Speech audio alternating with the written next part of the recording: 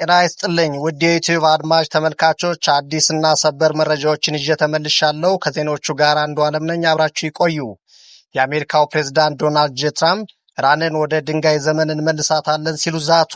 ፕሬዝዳንቱ ኢራን እኛ ያስቀመጥንላትን የድርድር ሐሳብ ተቀብላ ወደ ጠረጴዛ የማትመጣ ከሆነ የኃይል ተቋማቶቿን አውድመን ወደ ድንጋይ ዘመን እንመልሳታለን ብለዋል። ይህ የትራምፕ ማስጠንቀቂያ ኢራን ወደ ጠረጴዛ እንድትመጣ ጫና ለመፍጠር የታሰበ ነው ቢባልም በሌላ በኩል ግን ትራምፕ እንዲህ አይነቱን ድርጊት የሚፈጽሙ ከሆነ ዓለም አቀፍ ሕግን የሚጥሱ ይሆናል እየተባለ ነው። ምክንያቱ ደግሞ ሕዝብ የሚገለገልባቸውን መሰረተ ልማቶች መምታት የዓለም አቀፍ የሕግ ድንጋጌዎችን የሚጣረስ ነው ሲሉ የዘርፉ ተንታኞች ስጋታቸውን ገልጸዋል። ይህ በእንዲህ እንዳለ በቀይ ባህር ላይ መልህቆቻቸውን ጥለው የሚገኙ የማሪታይም ሰራተኞች የያዙት ስንቅ በማለቁ ከፍተኛ በሆነ ጭንቀት ውስጥ ይገኛሉ ተባለ።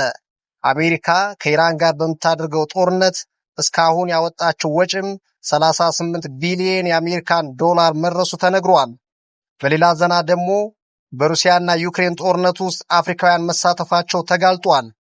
በዚህም ታዲያ 16 የሚሆኑ ኬንያውያን የሩሲያን ጦር ከተቀላቀሉ በኋላ መጥፋታቸውን፣ 47 የሚሆኑት ኬንያውያን ደግሞ የዩክሬንን ጦር ከተቀላቀሉ በኋላ ወደ ሀገራቸው ሲመለሱ 38 ያህሉ ግን በጦርነቱ ውስጥ ከተሳተፉ በኋላ ጉዳት ደርሶባቸው በተለያዩ የሩሲያ ሆስፒታሎች ይገኛሉ ሲል የኬንያ የውጭ ጉዳይ ሚኒስቴር አስታውቋል።